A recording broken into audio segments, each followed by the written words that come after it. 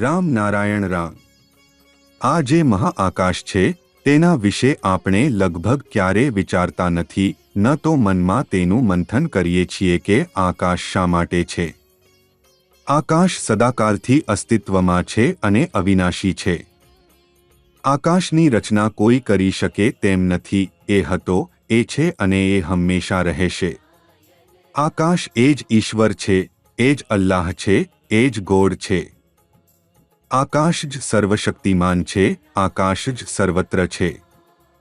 આકાશે ઈચ્છા વ્યક્ત કરી કે હું સૃષ્ટિ સાથે રહીશ અને હું પોતાને અનેક રૂપોમાં જોઈશ। આકાશે પોતાને જોઈવાને અને અનુભવવાને ઈચ્છા વ્યક્ત કરી, તેથી તેણે સમગ્ર સૃષ્ટિની રચના કરી। અંતરિક્ષમાં અનંત તારાઓ, સૂર્ય અને ગ્રહો છે।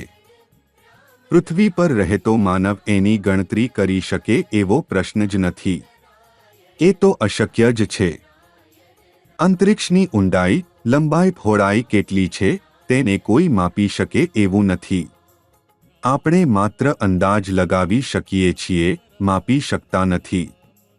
તેથી અંતરિક્ષમાં જે અનગણિત તારાઓ અને ગ્રહો ઉદ્ભવ્યા છે તેમની રચના આકાશમાંથી જ થઈ છે।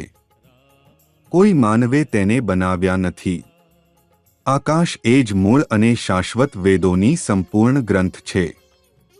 આ પુસ્તક અસલી છે, માનવ બનાવેલ નથી।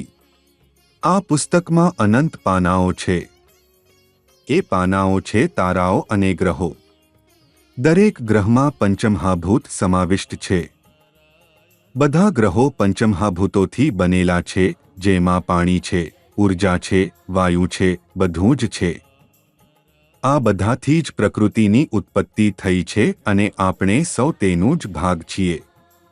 આ જ ઊર્જાથી આપણું મન, બુદ્ધિ અને ચૈતન્ય ઉદ્ભવ્યું છે। આ જ ચૈતન્ય આપણને સાચું જીવન જીવવાનો માર્ગ બતાવે છે। આપણું ચેતન મન અને બુદ્ધિ અમુક સમયે આપણને જાગૃત કરે છે, ખાસ કરીને જ્યારે આપણે ખોટું કંઈક કરી રહ્યા હોઈએ ત્યારે। આપણે ખરાબ પરિસ્થિતિ, તકલીફો, ભય વગેરેમાંથી મુક્ત થઈ શકીએ છીએ જો આપણે પોતાની અંદર ઝાંકી લઈએ અને પ્રકૃતિ સાથે જોડાઈએ। સાથે સાથે રામ નારાયણ રામના નામનો જાપ કરીએ। રામ નારાયણ રામ નામમાં એક શક્તિ છે, એક શાંતિ છે, જે તમને ઉર્જાવાન બનાવે છે, તમને તમારી કાર્યોમાં સફળ બનવામાં સહાય કરે છે। એ એક એવું નામ છે જેના જાપથી તમારું આત્મસાક્ષાત્કાર થવા લાગે છે।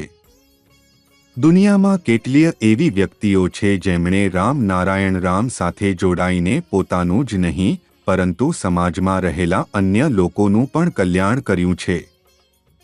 રામ નારાયણ રામ નામમાં એવી શક્તિ છે કે આખી સૃષ્ટિ તેમાં સમાયેલી છે।